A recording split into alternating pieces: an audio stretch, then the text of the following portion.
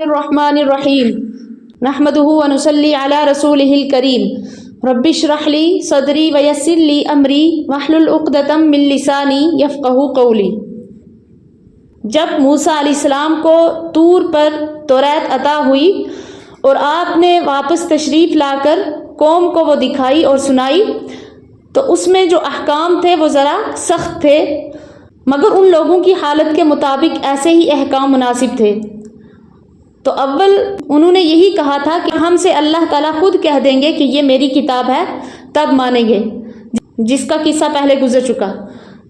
تو غرض وہ جو 70 آدمی موسیٰ علیہ السلام کے ساتھ کوہ طور پر گئے تھے تو وہ واپس آ کر انہوں نے اس چیز کی گواہی دی، مگر اس گواہی میں اپنی طرف سے اتنی ملاوٹ بھی کر دی کہ اللہ تعالیٰ نے آخر میں یہ بھی فرمایا تھا کہ تم سے جس قدر عمل ہو سکے کرنا، جو نہ ہو سکے معاف ہے۔ تو غرض انہوں نے صاف کہہ دیا کہ ہم سے تو اس کتاب پر عمل نہیں ہو سکتا۔ تو اسی کے بارے میں اللہ تعالیٰ نے ارشاد فرمایا کہ وَإِذْ أَخَذْنَا مِيثَاقَكُمْ، اور جب لیا ہم نے تم سے اقرار، عہد لیا، اقرار یعنی عہد لیا، وَرَفَعْنَا فَوْقَكُمُ الطُّورَ، اور بلند کیا تمہارے اوپر کوہ طور کو، خُذُوا مَا آتَيْنَاكُمْ، کہ پکڑو جو کتاب ہم نے تم کو دی، بِقُوَّةٍ، زور سے، وَاذْكُرُوا مَا فِيهِ لَعَلَّكُمْ تَتَّقُونَ، اور یاد رکھو جو کچھ اس میں ہے تاکہ تم ڈرو۔ تو اللہ تعالیٰ نے فرشتوں کو حکم دیا کہ کوہ طور کا ایک بڑا ٹکڑا اٹھا کر ان کے سروں پر لٹکا دو، یا تو مانو ورنہ ابھی یہ گرے گا۔ پھر ان کو ماننا پڑا۔ تو اب یہ شبہ ہو سکتا ہے کہ دین میں کوئی زبردستی نہیں، یہاں یہ زبردستی کیوں کی گئی؟ تو جواب یہ ہے کہ زبردستی ایمان لانے پر تو نہیں ہے، بلکہ اول اپنی خوشی سے ایمان اور اسلام قبول کر لینے اور اس کے خلاف بغاوت کرنے کی وجہ سے ہے، کیونکہ وہ اپنی خوشی سے ایمان اور اسلام انہوں نے قبول کیا، پھر اس کے خلاف بغاوت کرنے کی وجہ سے یہ حکم ہوا۔ ثم تولیتم من بعد ذلک، پھر تم پھر گئے اس کے بعد، فلولا فضل اللہ علیکم، پس اگر اللہ کا فضل نہ ہوتا تمہارے اوپر، ورحمتہ، اور اس کی رحمت نہ ہوتی، لکنتم من الخاسرین، تو تم ضرور تباہ ہو جاتے۔ تو اللہ تعالیٰ کی رحمت جو ہے وہ عام ہے دنیا میں، مومن پر بھی اور کافر سب پر ہے۔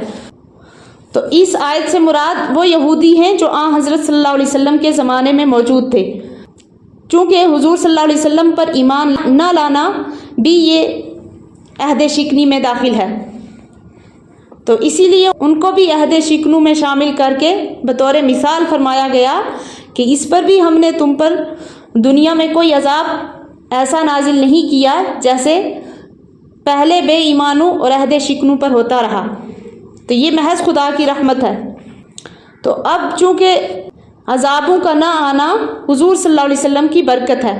وَلَقَدْ عَلِمْتُمُ الَّذِينَ اعْتَدَوْا، اور تم خوب جان چکے ہو جنہوں نے زیادتی کی، منکم، تم میں سے، فی السبت، ہفتے کے دن، فَقُلْنَا لَهُمْ، پس ہم نے کہا ان کو، کونوا قردۃ خاسئین، کہ ہو جاؤ بندر ذلیل۔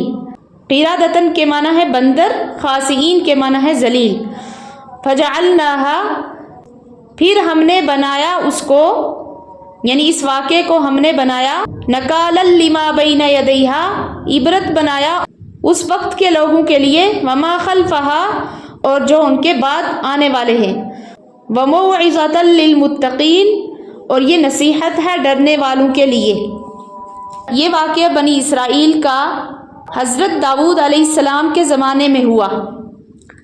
بنی اسرائیل کے لیے ہفتے کا دن معظم اور عبادت کے لیے مقرر تھا، اور مچھلی کا شکار بھی اس روز منع تھا۔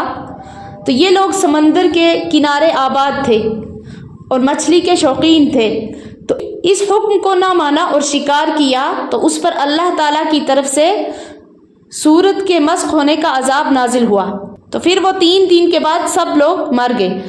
تو اس واقعے کو جو دیکھنے اور سننے والے 2 قسم کے لوگ تھے، ایک فرمانبردار تھے اور دوسرے نافرمان۔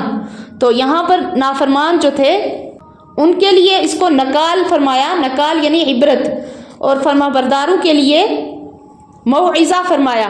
موعظہ کے معنی ہے نصیحت۔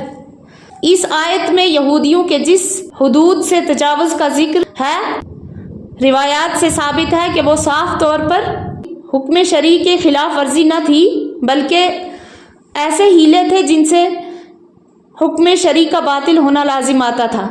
مثلا ہفتہ کے دن مچھلی کی دم میں ایک ڈور کا پھندا لگا کر دریا میں چھوڑ دیتے اور یہ ڈور زمین پر کسی چیز سے باندھ دیتے، پھر اتوار کے روز اس کو پکڑ کر کھا لیتے۔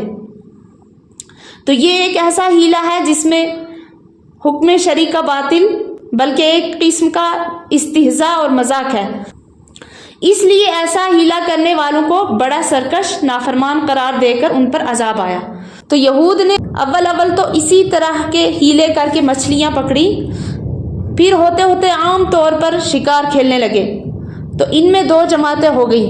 ان میں جو ایک جماعت تھی وہ علماء اور نیک لوگوں کی تھی، جنہوں نے ان کو ایسا کرنے سے روکا تو یہ باز نہ آئے، تو انہوں نے بھائی چارگی ختم کر کے بالکل الگ ہو گئے اور بستی کے دو حصے کر لیے۔ ایک میں یہ نافرمان لوگ رہ گئے اور دوسرے میں علماء اور نیک لوگ رہے۔